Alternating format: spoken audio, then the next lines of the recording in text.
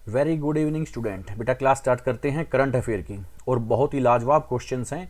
और आज के क्वेश्चंस आपको मालूम होगा कि ये इतिहास से भी रिलेटेड हैं, है ना। तो ये करंट अफेयर के क्वेश्चन हैं, लेकिन इसमें आप थोड़ा सा इतिहास के बारे में भी जानेंगे। ओके, तो बेटा क्लास स्टार्ट करते हैं। ये रहा आज का फर्स्ट क्वेश्चन करंट अफेयर की क्लास का। SCO संघाई सहयोग संगठन का 9वां सदस्य कौन सा देश बना? Which country became the 9th member of Shanghai Cooperation Organization? तो इसका आंसर क्या है बेटा? ये बहुत ही इंपॉर्टेंट क्वेश्चन है, ठीक है ना। ये बड़ा इंपॉर्टेंट क्वेश्चन जो हाल ही में चर्चा में चल रहा है। तो यूक्रेन, इराक, बेलारूस या ईरान? तो इसका आंसर है ईरान। ईरान अभी 9वां इसका देश सदस्य देश बना है, ठीक है ना। प्रधानमंत्री मोदी जी ने वर्चुअल मीटिंग में इसका स्वागत किया है ईरान का, ठीक है।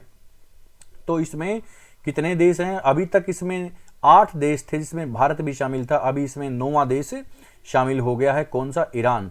अभी मैं आपको बताऊंगा इसमें कौन कौन से 8 देश हैं और कौन सा। इससे पहले आप एक क्वेश्चन मुझे और बताइए, ठीक है ना। तो ये रहा आपका second question. Shanghai corporation organization SCO में कौन सा देश शामिल नहीं है? Which country is not a member of Shanghai corporation organization? तो बेटा आप लोग थोड़ा सोचिए, ये 4 ऑप्शन है आपके सामने, जापान, इंडिया, कजाकिस्तान या फिर नन ऑफ दीज। इनमें से कौन सा एक ऐसा देश है जो शंघाई संगठन का सदस्य नहीं है? जापान नहीं है, इंडिया नहीं है, कजाकिस्तान नहीं है। आंसर मिला आपको? नहीं मिला तो मैं आपको आंसर बता दूं, इसका आंसर है जापान। जापान इसका सदस्य नहीं है ना। इसके कौन कौन से सदस्य हैं मैं आपको बताऊं, सुनिए। इसके सदस्य देश हैं बेटा रसिया, इसके सदस्य देश हैं चाइना, इसका सदस्य देश है इंडिया, इसका सदस्य देश है पाकिस्तान, इसका सदस्य देश है कजाकिस्तान, इसका सदस्य देश है किर्गिस्तान, ठीक है। इसका सदस्य देश है उज्बेकिस्तान, इसका सदस्य देश है तजाकिस्तान। मैंने शॉर्ट में लिखा है यहाँ, फिर से सुनिए।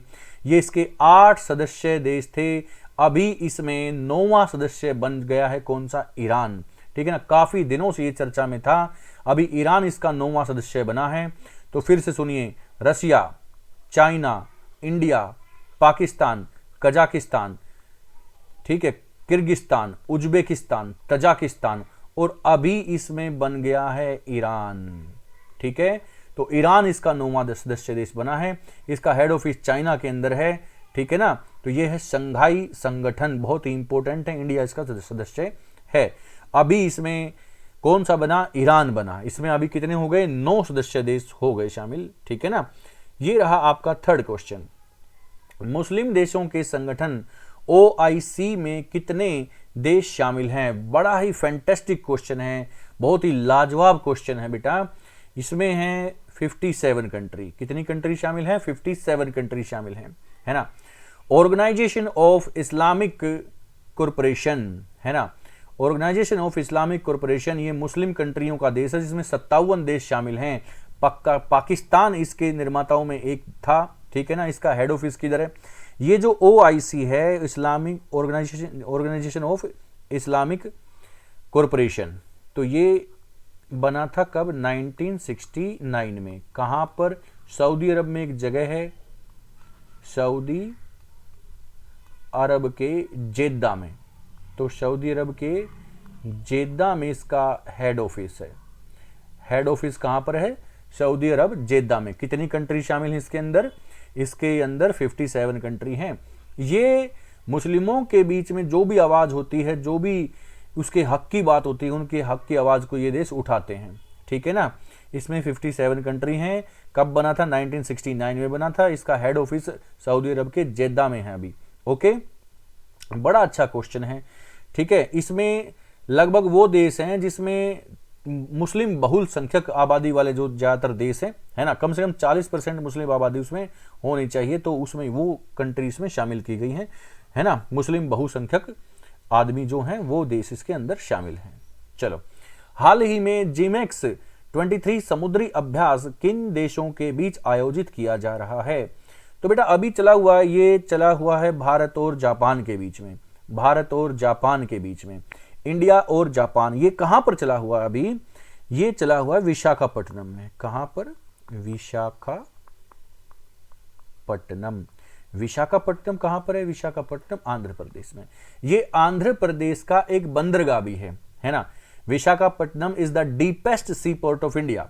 Visakhapatnam is the deepest sea port of India. यहां पर ये 23 समुद्री अभ्यास चला हुआ है जीमैक्स भारत और जापान के बीच में।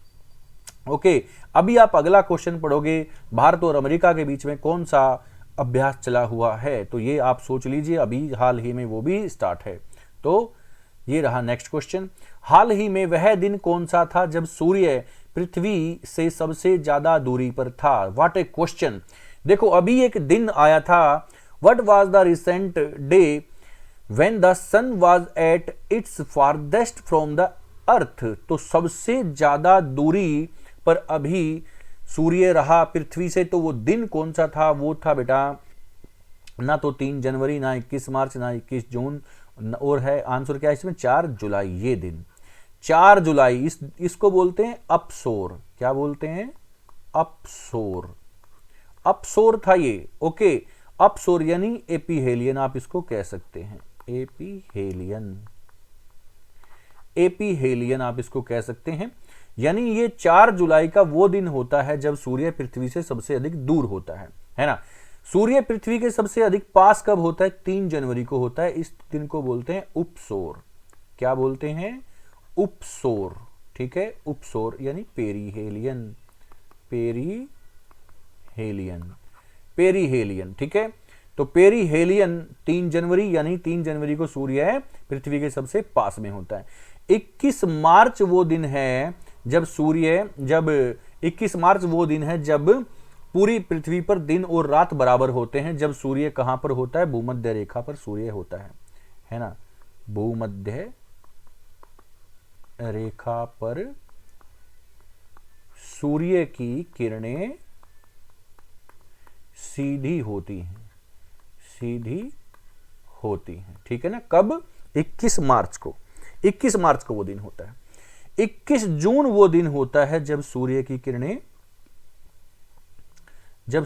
किरणें कहां पर? कर्क रेखा पर सीधी होती हैं। कर्क रेखा पर सीधी होती है ना। सबसे बड़ा दिन, सबसे बड़ा दिन उत्तरी गोलार्ध में, उत्तरी गोलार्ध में, नॉर्दर्न हेमिस्फीयर में सबसे बड़ा दिन 21 जून होता है। ओके, समझ में आ गई बात। तो ये क्वेश्चंस आपको बड़े इंपॉर्टेंट क्वेश्चन हैं। इस क्वेश्चन का आंसर मैं फिर से बता दूं, 4 जुलाई को इसका आंसर होता है। 4 जुलाई को पृथ्वी से सबसे दूर होता है सूर्य, 3 जनवरी को सबसे पास में होता है।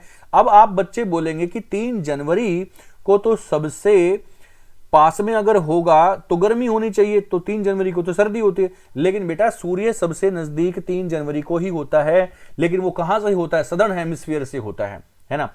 दक्षिणी गोलार्ध से, दक्षिणी गोलार्ध यानी ऑस्ट्रेलिया के पास से सूर्य की जो दूरी है, सूर्य और पृथ्वी की दूरी सबसे कम होती है, यानी ऑस्ट्रेलिया में उस समय ज्यादा गर्मी होती है। ओके, बात समझ में आ गई। दक्षिण से पास में होता है, जबकि इंडिया तो उत्तरी गोलार्ध में है, वहां से दूर ही होगा। इसलिए अपने इंडिया में यहां पर सर्दी होती है 3 जनवरी को, और ऑस्ट्रेलिया साइड में वहां पर गर्मी होती है।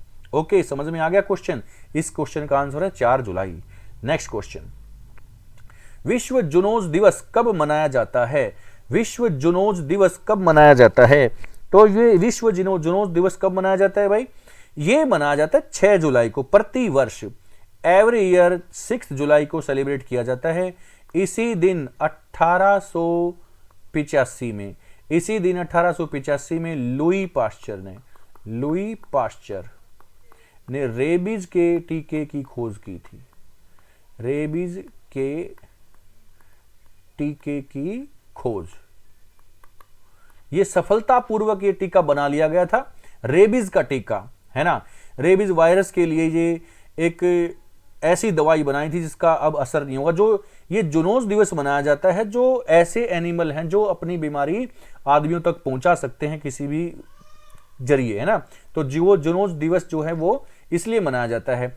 और ये कब मनाने का एक दिन रखा गया? तो ये मनाने का दिन रखा गया 6 जुलाई हर साल। लुई पाश्चर ने रेबीज के टीके की खोज की थी 1885 में। उसी दिन के उपलक्ष्य में ये दिन रखा गया है। ठीक है, जुनोज दिवस। ओके। भारतीय नौसेना ने किस देश के साथ मिलकर सेल्वेक्स अभ्यास का आयोजन किया? तो बेटा ये यूएस से, आंसर क्या है इसका आंसर है यूएस से। यूएस के साथ ये सेल्वेक्स अभ्यास का आयोजन अभी किया गया है। ठीक है, अगला क्वेश्चन, भारत के पहले वैदिक थीम पार्क का उद्घाटन कहां किया गया? भारत के पहले वैदिक थीम पार्क का उद्घाटन अभी किया गया है हाल फिलहाल में उत्तर प्रदेश के नोएडा में। कहां पर? उत्तर प्रदेश के नोएडा में। किसने? योगी जी ने।